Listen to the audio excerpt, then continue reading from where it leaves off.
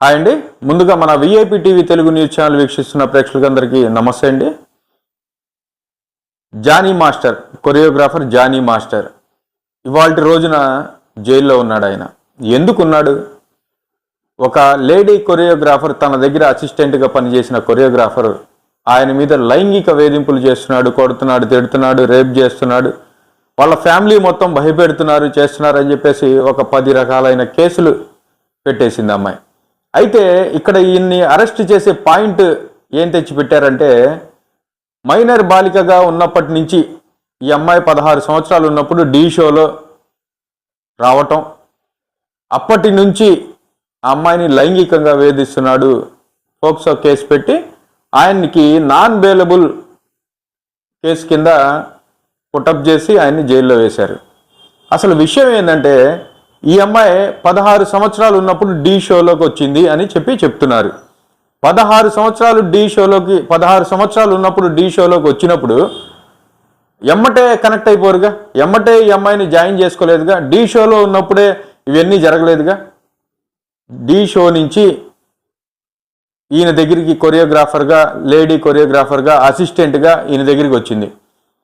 16 సంవత్సరాలు ఉన్న ఈ అమ్మాయిని ఢీ షోలో, ఢీ జోడీ అనే ప్రోగ్రాంలో వర్క్ చేయటానికి ఈ ఢీ మేనేజ్మెంట్ ఎలా తీసుకుంది ఈ అమ్మాయిని? ఈ అమ్మాయి మైనర్ బాలిక కదా, ఇది చట్టరీత్యా నేరం కదా. అసలు బాలబాలికలతో పని చేయించుకోవటం చట్టరీత్యా నేరం కదా. దీని మీద మరి సెక్షన్స్ కూడా ఉన్నాయి.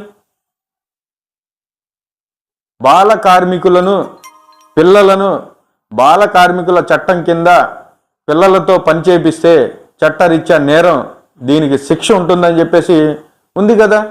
మరి ఈ అమ్మాయికి 16 సంవత్సరాలు ఉన్నప్పుడు, 16 సంవత్సరాల వయసులో ఢీ షోలోకి వచ్చింది అంటున్నారు.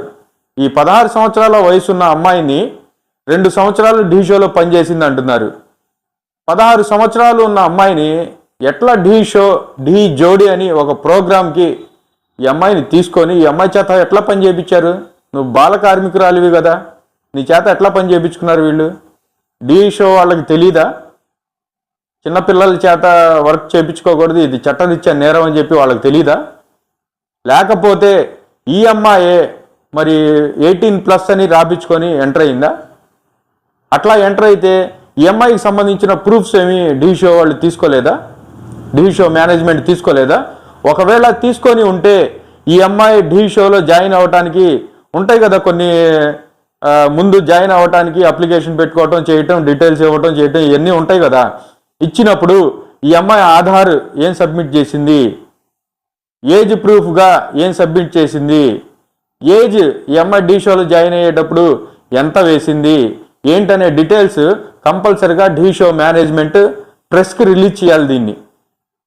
ఎందుకంటే అసలు ఎవ్వరికి అర్థం కాని విషయం ఏంటంటే, మైనర్ బాలికగా ఉన్నప్పటి నుంచి ఈయన అఘాయిత్యం చేస్తున్నాడు, కొడుతున్నాడు, తిడుతున్నాడు అని చెప్పి పెట్టిన కేసే ఇప్పుడు ఇదంతా వీటన్నిటికీ మూల కారణం అయ్యింది. ఇదంతా ఈయన తీసుకెళ్లి లోపలేయాల్సిన పరిస్థితి నాన్ బెయిలబుల్ కేసు కింద వచ్చింది.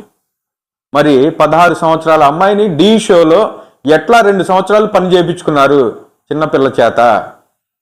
దీనికి ఏం ఉండదా కేసు? మరి ఈ అమ్మాయి ఏం ప్రూఫ్స్ ఇచ్చింది, ఏమని చెప్పి జాయిన్ అయ్యింది, ఎవరు తీసుకొచ్చి జాయిన్ చేశారు ఈ ఢీ షోలో, ఢీ షోకి ఏమేం కావాల్సి వస్తాయి, ఢీ షోకి ఎవిడెన్స్, ఈ అమ్మాయి ఎక్కడి నుంచి వచ్చింది, ఎవరు, ఏంది అనే డీటెయిల్స్, ఇదంతా ఏమున్నాయి ఢీ షోలో మేనేజ్మెంట్ దగ్గర, ఇవన్నీ కూడా బయట పెట్టాలి కంపల్సరీగా. ఇవన్నీ బయట పెడితే అసలు ఏంటి కథ, ఏంటనేది ముందు తెలుసుద్ది. అసలు ఈ అమ్మాయిని వెనకాలండి ఎవరు నడిపించారనేది దాని తర్వాత తెలుసుద్ది. అన్నీ బయటకు వస్తాయి, నిజ నిర్ధారణలు అన్నీ బయటకు వస్తాయి. అబద్ధం ఎన్నో రోజులు దాగదు, నిజం ముందు అబద్ధం ఎన్నో రోజులు దాగదు, మొత్తం బయటకు వచ్చేస్తాయి. ఎవరున్నారు, ఏంటి అనేది మొత్తం బయటకు వస్తాయి. అసలు దీంట్లో ముఖ్యంగా 2 పెద్దవాళ్ళ పేర్లు చెప్తున్నారు. మరి అవన్నీ మనం ప్రస్తావించకూడదు, మనకు తెలియదు దాని గురించి కూడా. అయితే ముఖ్యంగా నాకు వచ్చిన డౌట్స్ ఏంటంటే ఇవే. ఎవరన్నా కామెంట్ పెట్టదలుచుకుంటే ఒక కులం, మతం వీటి గురించి మీద కాకుండా ఇప్పుడు జరుగుతున్న ప్రస్తుతం జానీ మాస్టర్కి న్యాయం జానీ మాస్టర్ నిజంగా అట్లాంటి వాడేనా, లేకపోతే జానీ మాస్టర్ వెనుక కుట్ర జరిగిందా, జానీ మాస్టర్కి అన్యాయం జరిగిందా, జానీ మాస్టర్ ఇట్లాంటి వాడేనా, ఆ అమ్మాయికి పెట్టిన కేసు నిజమేనా? మీకు తెలిసిన నిజాలు మీరు చెప్పాలనుకున్నవి నాకు కామెంట్ ద్వారా తెలియజేయండి. తెలియజేస్తే నేను కొంత తెలుసుకుంటాను.